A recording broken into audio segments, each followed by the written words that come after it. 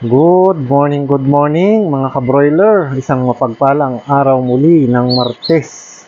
Mga kabroiler at medyo napakalakas po ng ulan sa labas.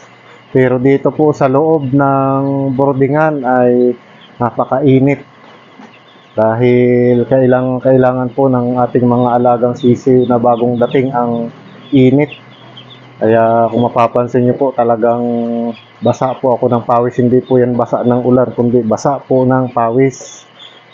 Ayan, at ngayon naman po, tatalakayin po natin ang aking gamot na pinapainom kapag bagong dating yung aking mga alagang sisiw. At ipapakita ko po sa inyo. At yan na po, mga kabroiler, yung ating sisiw.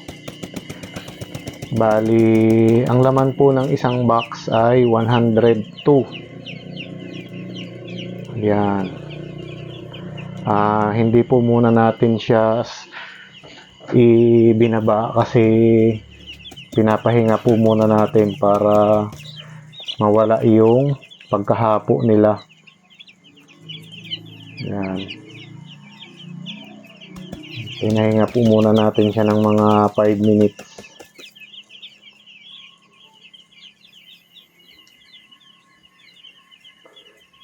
Bali yan po ay 280 plus 5 po ang free. Bali 285. Ayan. Yun, may ano siya, may color black.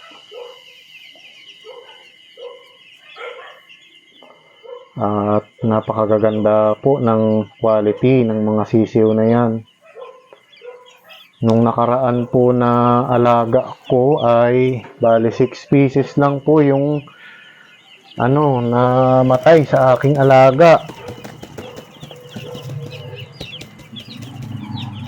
Sa 450 ko po na alaga. Ayan, ganyan din po ang ginawa ko dati. Nilagyan ko po siya ng ipa. Ayan, tapos para hindi siya malamigan. Ayan, isa rin po kasi yan sa nakakapagpabilis ng laki kasi dire-diretso po yung excuse me. Dire-diretso po yung yung tuka nila kapag ganyang hindi sila nalalamigan. Mamaya po papakita ko sa inyo mga kabroiler kung anong magiging sitwasyon nila kapag naibaba ko silang lahat. Ayan, katulad nga po nung dati na binibilang po natin yung ating mga sisiw. Ayan, nabilang na po yan doon ay pinakamaganda rin po yung na-check din po natin. Para kung sakali man po na may kakulangan ay masabi po natin doon sa supplier po natin ng sisiw. Ayan, meron pong ibang kulay. At lahat naman po sila ay matataba, wala po silang payat. Talagang quality po yung sisiw nila. Ayan, wala pa po akong may comment na doon sa aming supplier. Talagang quality po lahat ng kanilang mga sisiw. Talagang malulusog po sila. Depende na lang po talaga yon sa mag-aalaga para mas lalo pong gumanda ang paglaki. Yan, at saka nasa wastong pag-aalaga din talaga ang malaking kita. Yan. Talagang po sila, yung masisigla po sila kapag may ipa. Kasi maano po yung mainit yung hulab nila. Kaya tuwang-tuwa sila maglaro. Ayan o, takbuhan sila ng takbuhan. Kasi nga walang pumapasok na anumang lamig sa ilalim dahil may ipa. At pag-usapan naman po natin yung ating main topic, kung ano ba yung aking painom kapag ganitong bagong dating ang mga sisiw. Ayan. At ito po, bali 4 gallon lang po muna yung aking nilagyan ng tubig, tapos kalahati lang po yung laman. Ayan po. 4 na sachet din po ng ambroxetil. Ayan. Yan po yung aking ginagamit kapag bagong dating ang mga sisiw.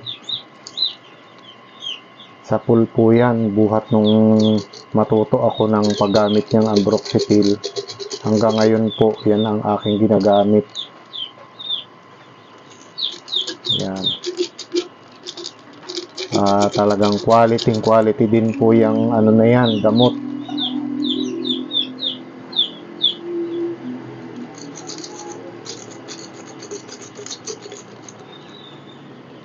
Yan.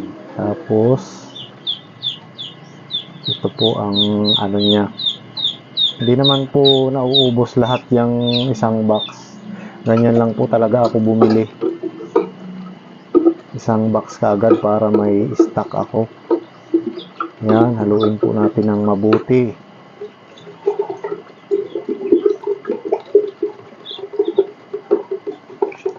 Saktong-sakto po yan hanggang umaga. Ubos po nila yan. Dahil hindi pa naman sila ganun kalakas uminom ng tubig. Talagang epektibo po yan sa bagong dating na sisiw. Talagang hindi po ako nagkakaroon ng mortality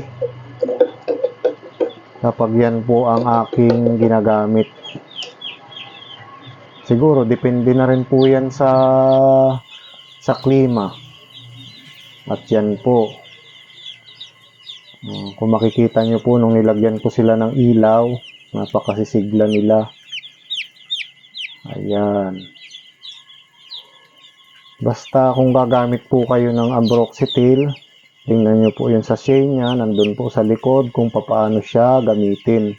Huwag po tayo basta-basta gagamit ng gamot na hindi po tayo nagbabasa, para hindi po mapasama yung ating mga alaga. Ayan. Bali, ano ko po siya ginagamit? 6 days ko po siyang ginagamit.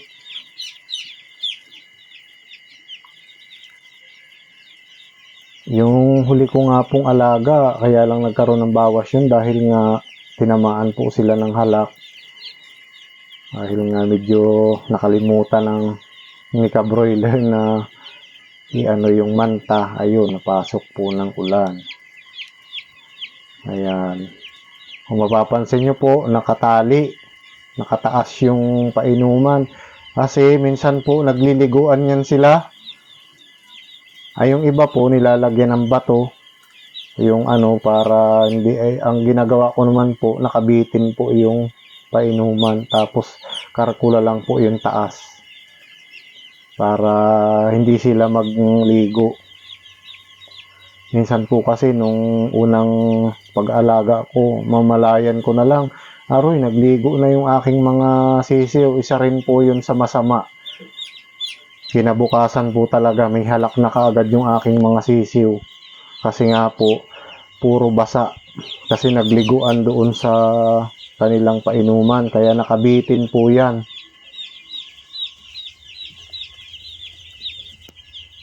Ayan, tsaka yung patukaan nila, karton lang muna kasi hindi pa naman sila ganong katakaw tumuka. Mga 2 days pa po yan bago sila mag-regular ng tuka.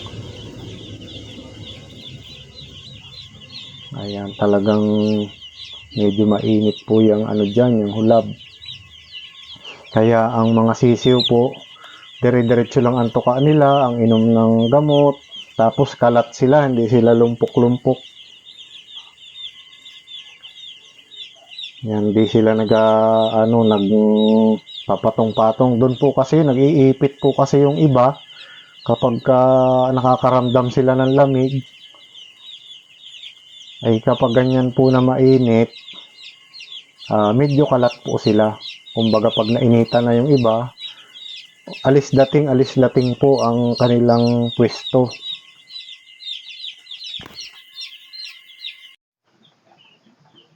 At ayan mga ka-broiler, nawa po ay tayo ay maraming natutunan sa ating video. Ayan, medyo tulog po yung ating mga sisiw dahil mga busog po sila. Ayan. At doon po sa mga nagko-comment, huwag po kayong magsasawa na magtanong kung ano po ang mga technique sa pag-aalaga ng sisiw at ng mga broilers, kung papaano po mapapanatili ang kanilang magandang paglaki. At hanggat makakaya ko po ay tutugunan po natin yung inyong mga katanungan, mga ka-broiler. At pagpasensyahan nyo na lang po kung medyo matagal ko pong masasagot. At wag po talaga kayong magsasawa. At katulad nga po ng aking sinasabi palagi na patuloy po tayong mag-iingat naman po ang ating mga ginagawa sa araw-araw. At maraming salamat po sa pagla-like, pag-share, pag-subscribe, pag-comment. At wag din po natin kalilimutang pindutin ang notification bell para sa madami pang mga videos na darating. At maraming salamat po at God bless you all.